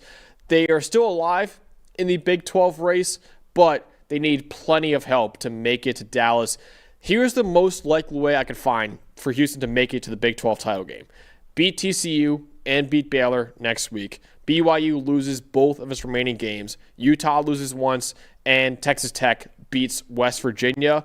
But before they can scoreboard watch those other games, they must first take down a 6-4 TCU team that is actually still a top 25 team in PFF's power rankings. Yeah, no, I mean, when you look at Houston, the scenarios for them are as convoluted as anybody because they don't have a whole lot of head-to-head matchups against these teams. Only Texas Tech, who beat them, obviously, but they haven't played BYU or Cincinnati or Utah. They've kind of slid through the bottom half of the Big 12 and gotten all of these wins, and the upset loss to West Virginia is really what's hurting them right now because imagine where they would be if they hadn't lost that game, and then Cincy were to beat BYU, they'd be in the driver's seat right now. But either way, you have to play the hand you're dealt. You got to win your last 2 games, and neither of these 2 teams is going to be an easy win because TCU and Baylor both have very explosive passing offenses. Yeah, you have TCU's offense with Josh Hoover and those talented receivers against what's been a pretty good Houston defense overall this year. What you know in that matchup? Absolutely. Look, this is a top 20 team in coverage grade. They've been outstanding at preventing explosive plays all year, and when you look at TCU, they've been inconsistent running the football, so what has it had to be on offense for them? Josh Hoover getting the ball outside to Eric McAllister, to Jordan Dwyer, to Joseph Manjack in the slot. And I really like this matchup of McAllister and Dwyer against an outstanding group of cornerbacks for Houston on the outside. You look at the 3 main contributors on the outside for Houston, Latrell McCutcheon, Will James, and Zelmar Vetter. Those guys have been outstanding this year. They've combined for 16 pass breakups, those outside cornerbacks. Those are the 3 guys mainly that McAllister and Dwyer are going to see. If they can prevent big plays on the outside, I don't think there's a whole lot of other places that Hoover can go to consistently to create big plays. So I think that's the matchup for me. TCU's wide receivers against Houston's corners that have been so good at getting to the football and preventing explosive plays all year. Willie Fritz has done a great job with this secondary. Yeah, I'm looking at Connor Wigman in this one against TCU's blitzes. Connor Wigman overall, I would say, has been okay as Houston's quarterback in his first year at Houston this year after transferring in from Texas A&M. He's 89th in the country right now with a 70.6 PFF grade, so relatively average for Connor Wigman this year. He has been really bad against blitzes, though, this year because out of 153 quarterbacks, Connor Wigman has the 153rd best PFF grade against the blitz. He is the worst quarterback in America right now against the blitz with a 38.3 PFF grade against the blitz. 9 turnover-worthy plays against the blitz are tied for the most among all quarterbacks in the Power 4, and his offensive line has done him no favors either because they have the worst pass blocking grade in the Power 4 this year at 44.7. All of that is important to note because TCU, while they haven't been good overall in pass rushing, 109th in pass rush grade, they do send a blitz at the 15th highest rate in the country at around 47-48% this year. How Wigman and Houston's offensive line handles those blitzes from TCU will be a pivotal factor in who wins and loses this game. Yeah, there's going to be a handful of moments where they're just going to have to handle it, and Connor Wigman's going to have to stare down the barrel and make throws. I think the other way that you handle it is you have to win on early downs, much like we talked about with Michigan and Maryland. They have to be able to run the football, and it's the foundation of their offense first and foremost, to run the football with Dean Connors and with Connor Wigman, who's been really good on the ground this year. So if they can run the football on early downs with that sort of success, then you look at a team that, okay, is set up right, and they're not going to be be in too many of those bad situations. But I really think first down especially is going to be big for Houston in this game to avoid those blitz packages, because once TCU gets those exotic looks going on you, they start to speed you up. And we know, look,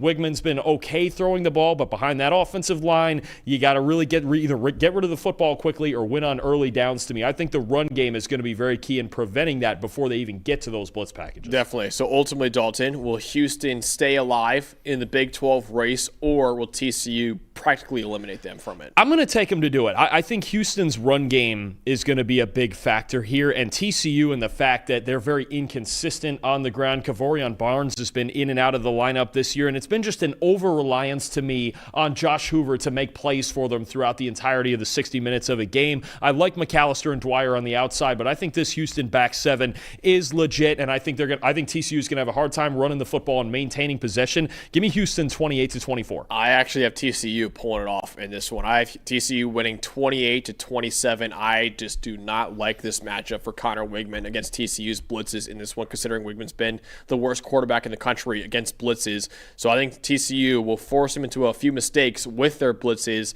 and also deliver a fatal blow to Houston's chances of competing for a Big 12 title. So I got 28-27. Should be a great game overall, but I do have TCU and Josh Hoover making enough plays to win this game and out-dueling Connor Wigman, winning 28-27. All right, next up, we've got Pittsburgh at Georgia Tech, 7 p.m. Eastern Time on ESPN. Not only a massive game for Pittsburgh, not only a massive game for Georgia Tech, but a massive game for the rest of the ACC. This game has huge implications for who makes it to the ACC championship game, because both of them, the Yellow Jackets and the Panthers, they are still alive in the ACC race right now. The Yellow Jackets, if they win this game, considering all they got is next week against Georgia, out of conference game. If Georgia Tech wins this game, they clinch a trip to the ACC title game, and Pittsburgh is eliminated entirely from the ACC contention. So if Pittsburgh loses, they are out. If Pittsburgh wins, it'll still need to beat Miami next week, but they're in a very strong position to make it to Charlotte if they beat Georgia Tech and Miami. They would just need a loss from SMU or Virginia Tech as well to beat Virginia next week too. So this is a big game for both Georgia Tech and Pittsburgh in this one, Dalton. This is the biggest head-to-head remaining game that we have in the ACC. It's really going to set the course. I mean, you look at 4 teams right now with 1 loss, but one of these 2 teams by the end of this won't be in that category. You look at Virginia only having 1 more game left against Virginia Tech next week in the final game of the year. And SMU, as we mentioned before, with a tough game against Louisville, and then I believe they play Cal it is next week. I think they have to make a West Coast trip to Cal. I mean, that's not easy. Either Cal, especially at home, and you're making that cross-country trip, not always the easiest thing. Yes, at Cal is SMU's final game. So when you look at all of these teams bunched at the top, and then you talk about the 2-loss teams, if you get a little bit of chaos, like Miami especially, and Miami gets their chance against Pitt, you do wonder if Miami is actually rooting for Pitt to win this game to get Georgia Tech out of the way, and then they can get their head-to-head with Pitt next week. So we got a lot of weird scenarios happening here. But I think at the end of the day, this game, the head-to-head matchup and the ramifications, especially for Georgia Tech, they don't get another opportunity to make this up. This is a huge opportunity for them at home to get a big win. Miami's absolutely rooting for Pittsburgh to win this game, because I believe if Georgia Tech wins this game, Miami's out no matter what.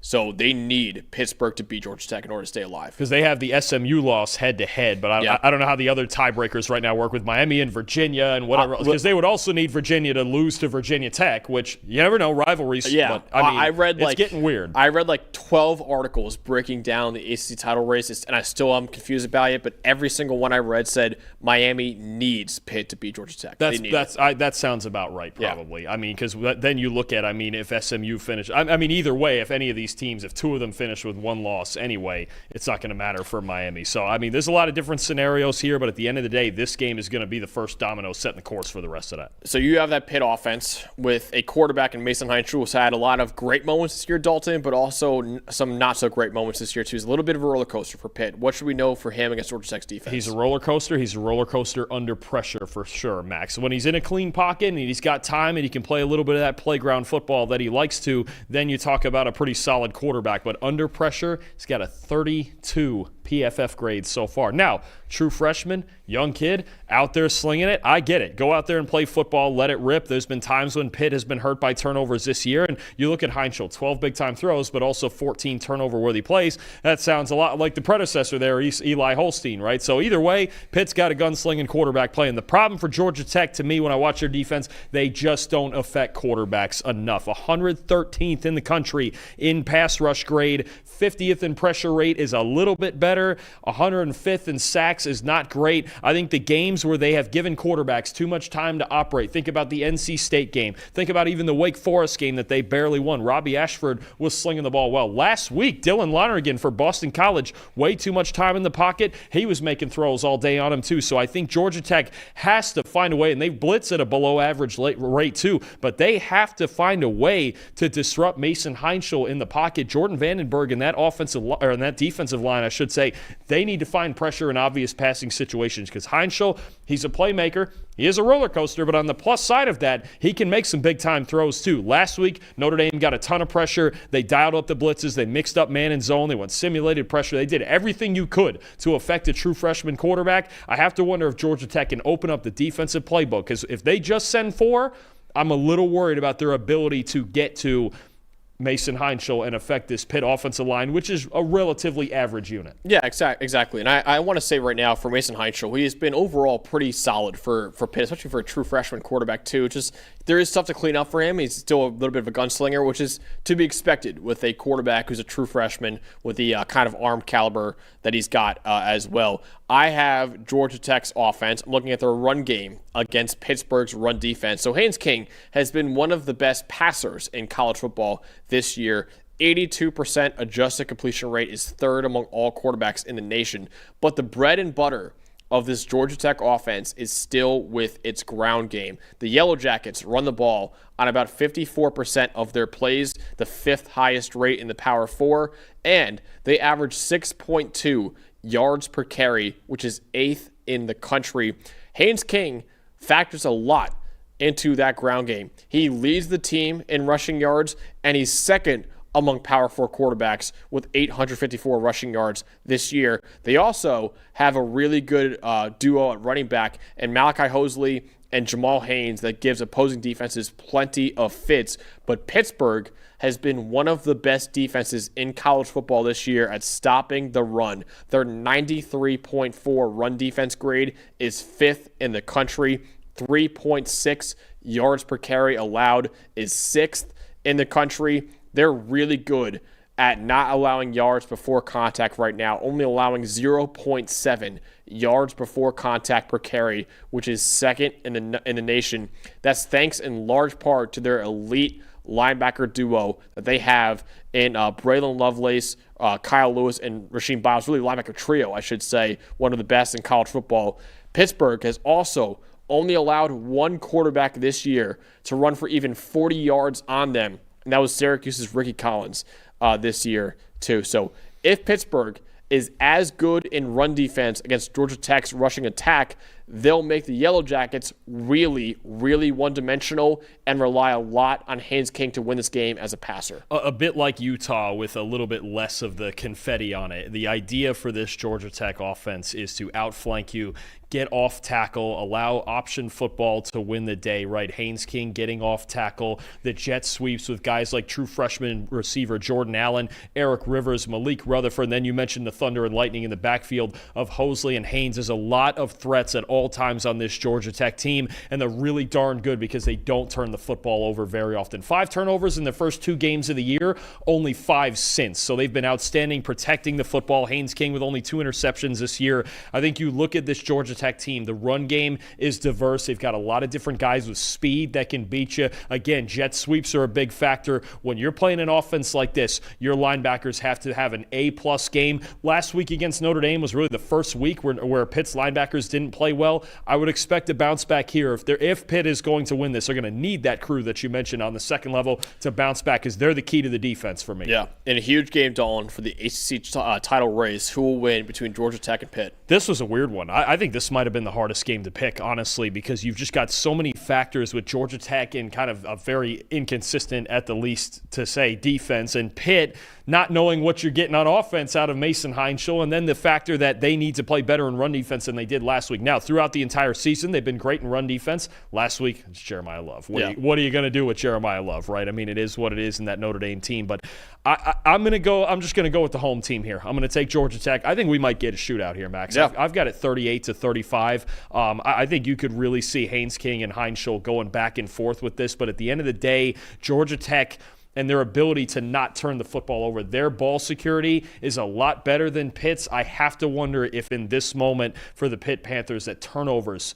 are really the thing that hurts him here. Again, Heinschel with 14 turnover-worthy plays in the short time he's played this year. That's exactly why I'm picking Georgia Tech as well. I have a 31-30. I can see this game going down to the wire. The difference for me is Haynes King has played a consistently clean brand of football this year. Mason Heinschel has been a little bit more of a gunslinger. So I have Georgia Tech winning by 1 point in this one. They survive this game, and Georgia Tech would punch their ticket to the ACC title game with a win over Pitt as well. And sets up a pretty interesting game next week, Dalton, against Georgia. Maybe even if Georgia Tech loses the ACC title game, if they beat Georgia, maybe they get in at 11-2. Well, and what would that do to Georgia all of a sudden? Yep. You go, I don't know about all of it, but I think, the one thing that needs to be said again for Georgia Tech in a game like this, and even next week against Georgia, the ACC title game possibly, nobody carries their team like Haynes King. Yep. When push comes to shove, he might be limping, he might be battered and bruised and bleeding, but you know what? You get deeper into these games, and it just seems like he gets better as the game goes on, so that's going to be, I think, a big factor as well. I don't think we can overstate how important this game is.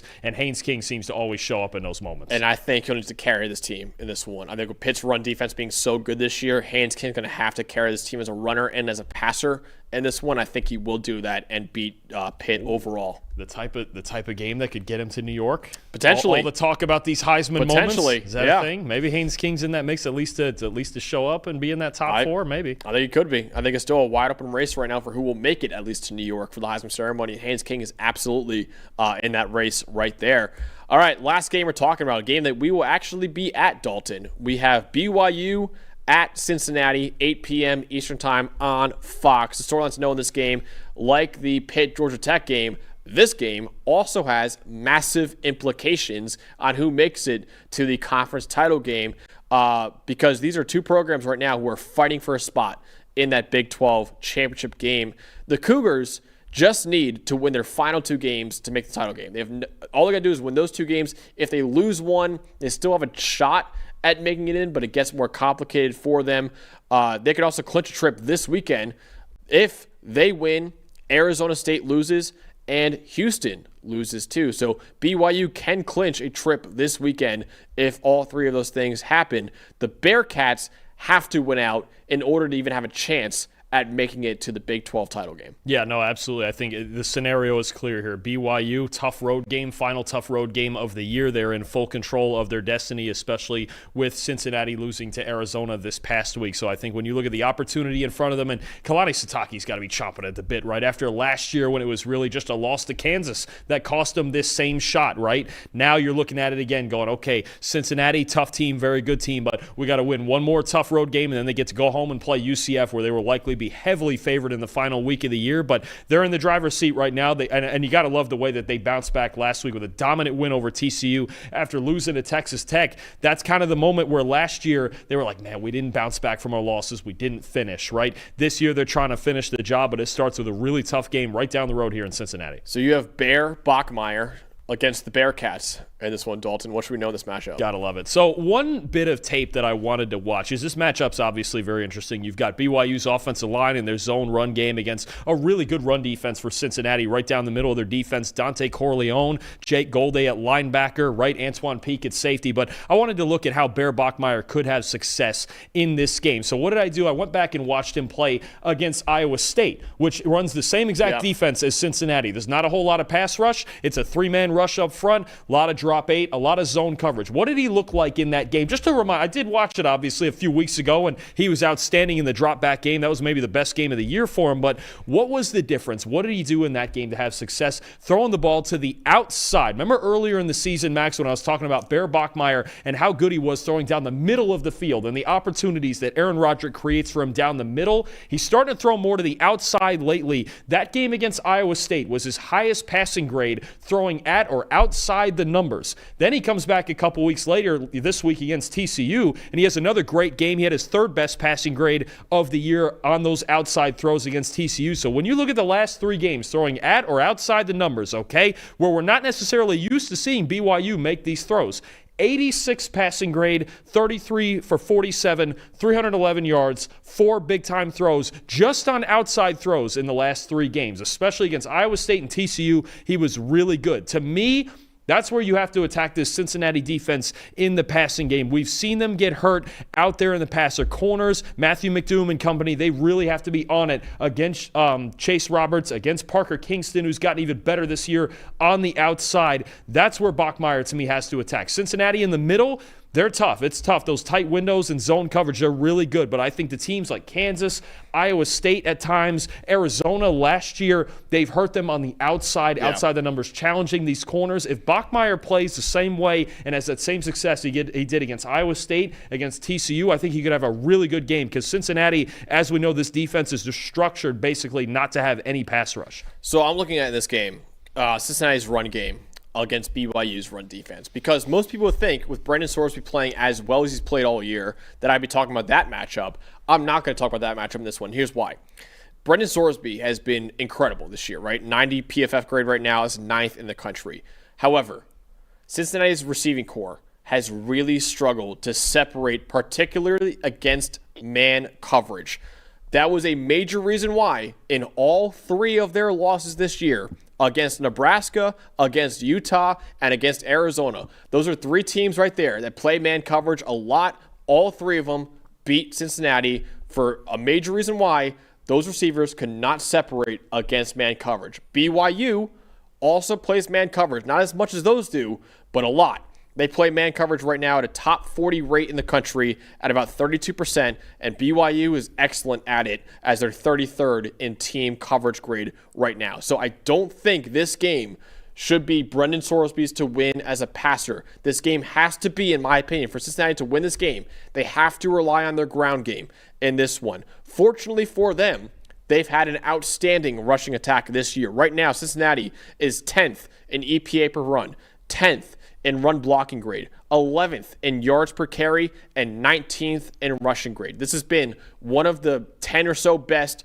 run games that we've had in college football this year. Tawi Walker is 2nd in the Big 12 right now with an 87.9 rushing grade. Evan Pryor is 5th in the Big 12 with an 82.6 rushing grade. And Brendan Sorsby will be relied on in this game too with his legs, because right now he is 2nd in the conference with 9 rushing touchdowns this year. And against man coverage with defenders' backs turned to him, he could have a lot of success on the ground in this game. BYU's run defense has been relatively average this year. Right now they're 76th in team run defense grade and 74th in yards before contact per attempt allowed. If the Cougars play better in run defense and get the Bearcats behind the chains and make Brendan Sorsby and more specifically those receivers separate against their man coverage on 3rd and long, this coverage unit could have a huge advantage over Cincinnati.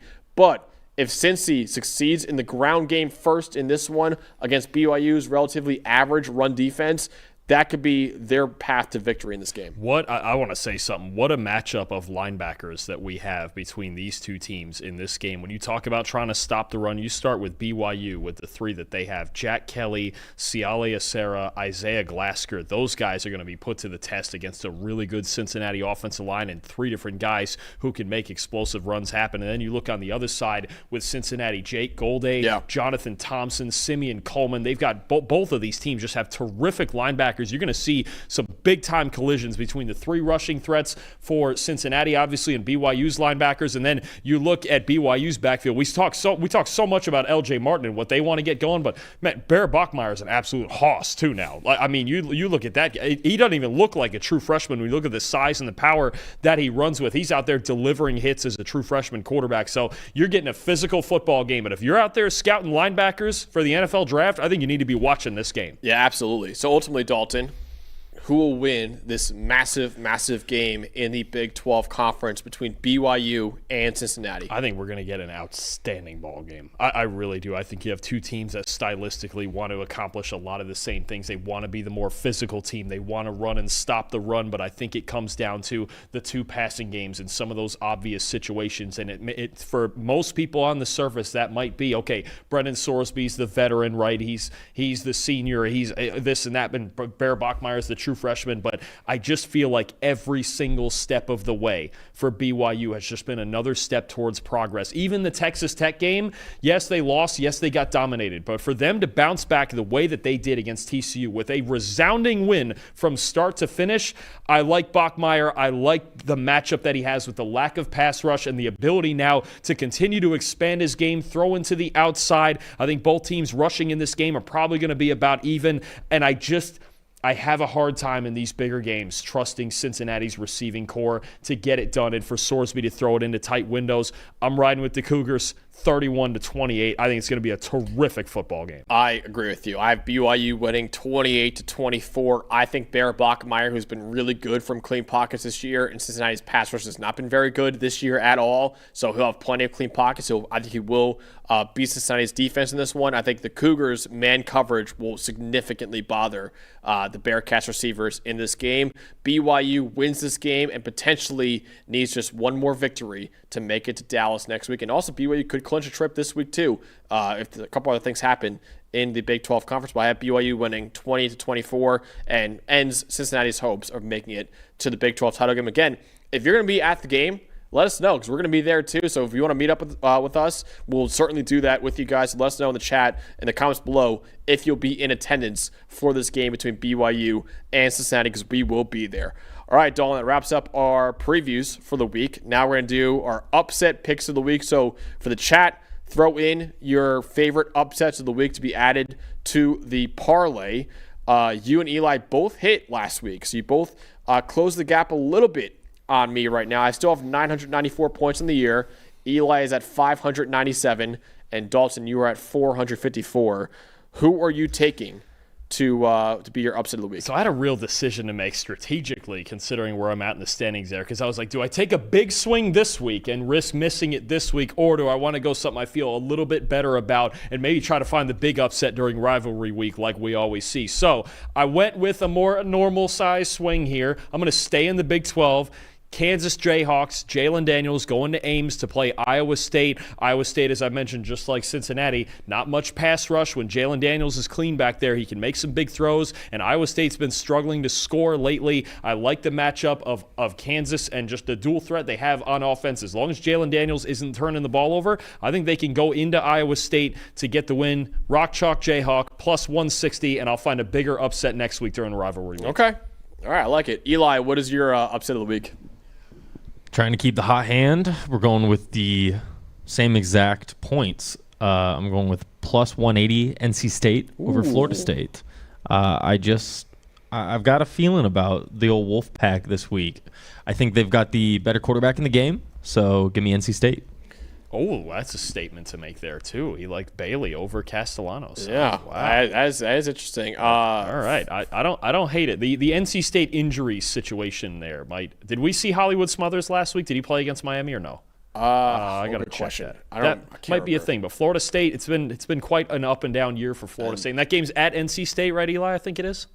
Yes, sir. I don't hate it. Home dog with a good offense. Man, that would set up a potentially must-win game for Mike Norvell next week against Florida because they would be 5-6 if they lost that game to NC State. If you miss a bowl game, Mike Norvell.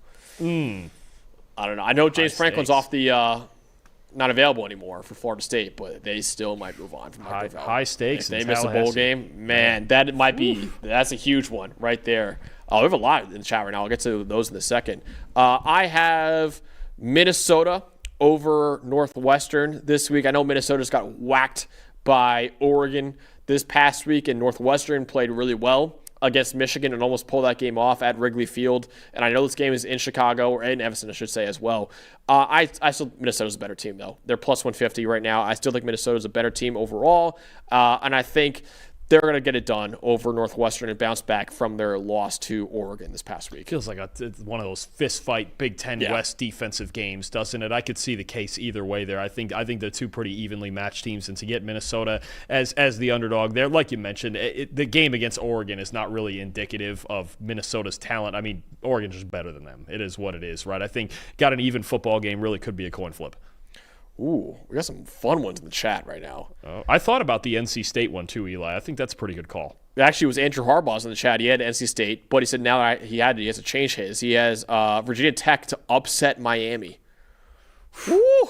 Oof. Look at this parlay, huge. So our parlay, by the way, is $10 was $182. So man, pretty solid overall. James Franklin calling the plays? It might be. Man.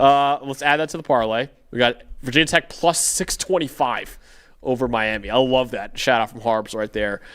We've got another big one, Temple over Tulane from Jay Thomas in the chat. That would throw everything out of whack. That would just mess up. He said, what did he say? They're plus 260 right now. He said analytics pointed to Tulane being not as great. Temple beat UTSA. UTSA walked all over Tulane. He said, why not? I don't hate the logic there. I think it's at Temple too. Maybe some cold weather.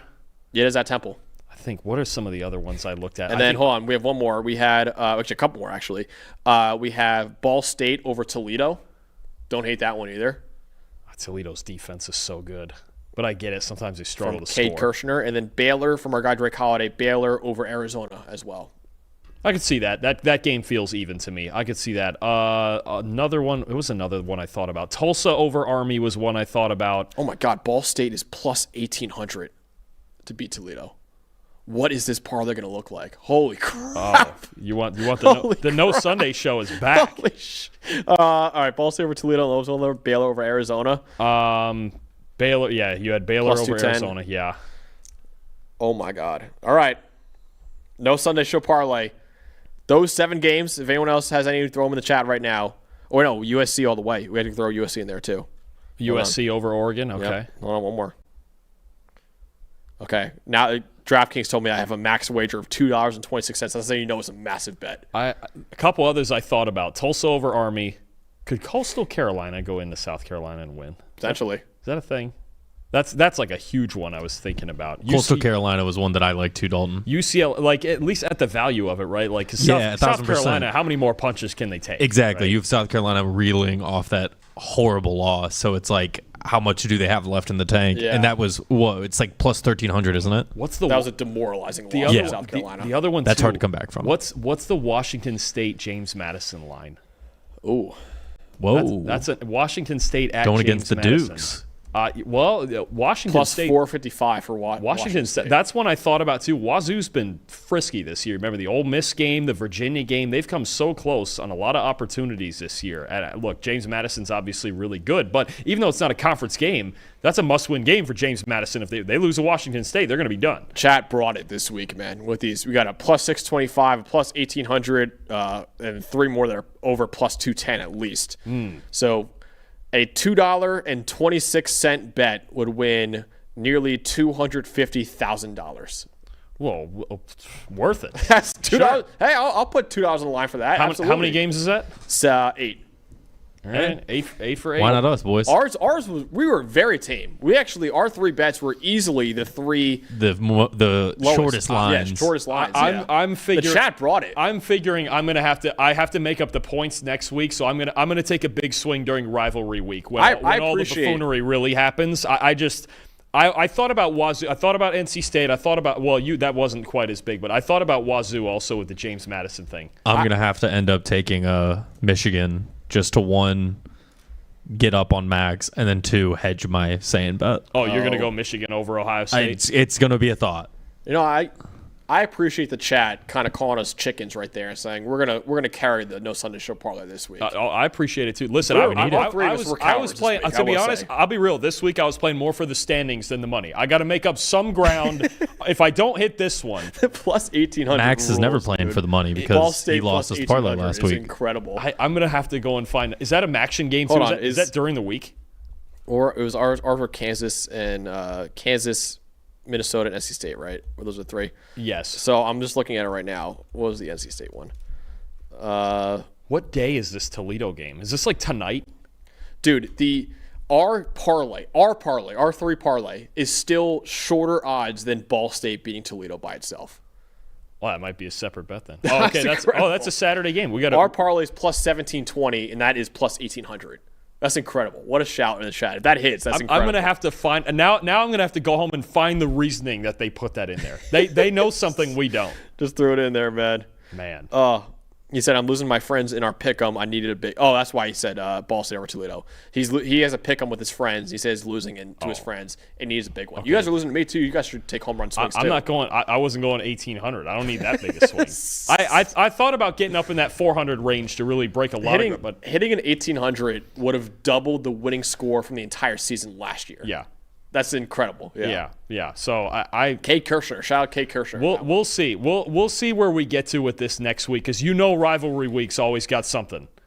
And the only problem is I don't know how many games are we going to end up previewing next week. I have no idea. Oh, a lot. Next week could be a marathon. Yeah. I don't even. I got one more in the chat too.